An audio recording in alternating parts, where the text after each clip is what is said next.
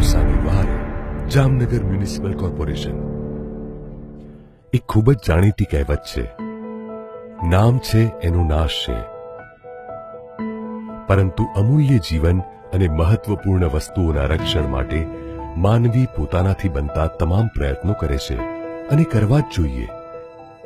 બાબત જો ઐતિહાસિક વારસાની હોય તો તેના રક્ષણ માટે નક્કર પ્રયત્નો થવા જ જોઈએ.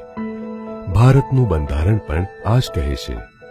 ઐતિહાસિક મૂલ્ય ધરાવતી વાત, વસ્તુ કે કોઈ પણ વારસો તેની સાથે સંકળાયેલી પ્રજા માટે ગૌરવની બાબત હોય છે. એ ઐતિહાસિક વારસા પ્રત્યે લોકોને કઈ હદનું આકર્ષણ હોય છે એનું સાક્ષી સમગ્ર વિશ્વ છે. ભારતના સંદર્ભમાં ઐતિહાસિક વારસાનું મહત્વ આપણે સૌ જાણીએ છીએ. આપણા તાજની સાક્ષીએ. તાજમહેલ અસ્તિત્વમાં આવ્યાના લગભગ 113 વર્ષ પહેલા જેની સ્થાપના થઈ એ જામનગર ગુજરાતનું મહત્વપૂર્ણ ઐતિહાસિક નગર છે, જેની સ્થાપના ઈસવીસન 1540માં વિક્રમ સંવત 1596માં શ્રાવણ સુદ સાતમના રોજ શ્રી જામ રાવળે કરી હતી. આ ઐતિહાસિક નગરમાં પણ ગૌરવપૂર્ણ ઇતિહાસના સાક્ષી એવા સ્થાપત્યો આવેલા છે, જેમાં મુખ્ય છે લાખોટા તળાવ તરીકે ઓળખાતા રણમલ તળાવ વચ્ચે ઉભેલો એક કોઠો, લાખોટા કોઠો, અને બીજો તળાવના કિનારે ઉભેલો ભુજિયો કોઠો. તો બીજું એક સ્થાપત્ય છે ખંભાળિયા ગેટ.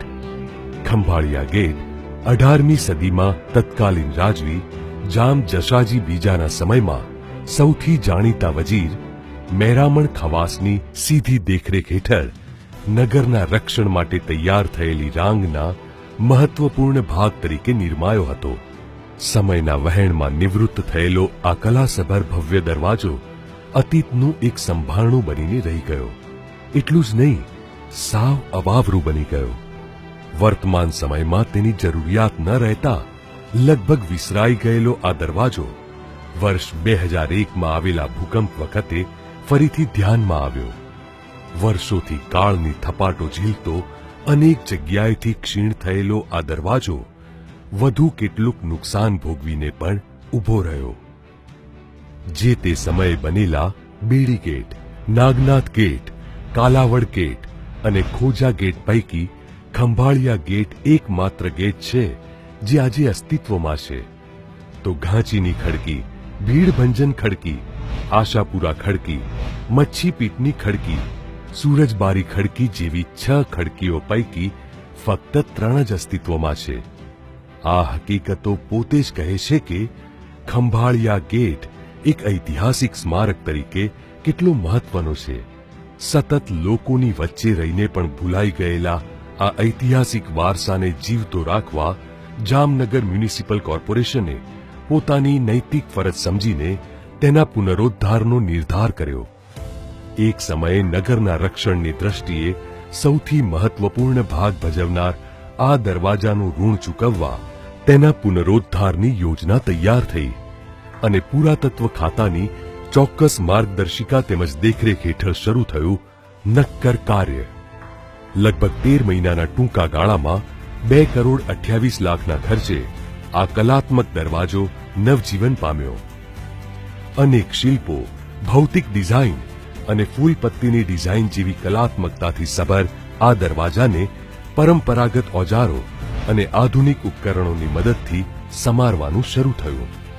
ખવાઈ ગયેલા પથ્થરો બદલવામાં આવ્યા તો પલળીને બોદાઈ ગયેલો લાકડાનો ભાગ પણ દૂર કરીને નવું લાકડું બેસાડવામાં આવ્યું. કોતરકામ અને શિલ્પોને ખૂબ જ કાળજીપૂર્વક સાફ કરીને જૂનો ચહેરો પાછો અપાયો.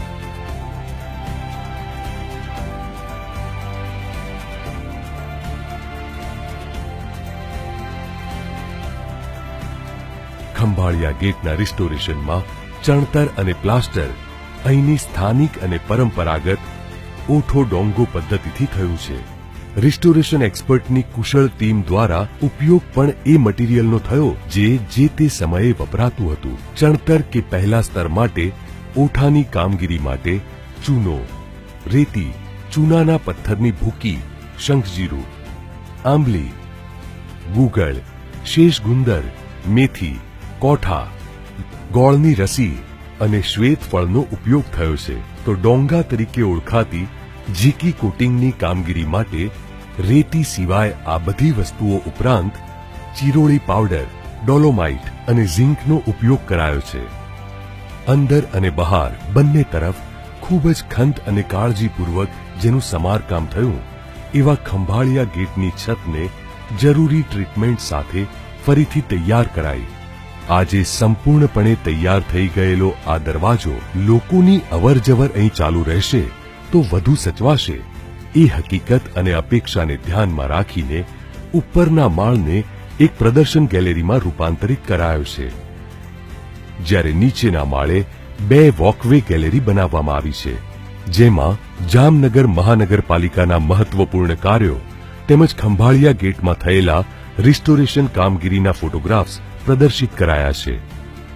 જે તે સમયના રાજવીઓએ પોતાની પ્રજાને આપેલા વારસાનો વર્તમાન રાજ્યકર્તાઓએ એક નિસ્બત સાથે કરેલો પુનરુદ્ધાર ઇતિહાસમાં રસ ધરાવતા સ્થાપત્ય પ્રેમીઓ માટે અવર્ણનીય સંતોષની બાબત છે. તો જામનગરની જનતા અને જામનગર મહાનગરપાલિકા માટે ગૌરવની બાબત છે કે ખંભાળિયા ગેટના પુનરુદ્ધાર કાર્યને હુડકો નવી દિલ્હી તરફથી હેરિટેજ કન્ઝર્વેશન કેટેગરીમાં બીજા સ્થાન માટેનો રાષ્ટ્રીય એવોર્ડ મળ્યો છે. એક સમયે સૌરાષ્ટ્રના પેરિસ તરીકે ઓળખાતા જામનગરના લલાટે બાંધણીનો કસબ અને સુપ્રસિદ્ધ બ્રાસ ઇન્ડસ્ટ્રીઝ જેવી સદનસીબી તો લખાયેલી જ છે, પણ હવે લખાઈ છે વધુ એક સદનસીબી, ઐતિહાસિક વારસાના કદરદાન તરીકેની વધુ એક ઓળખની સદનસીબી.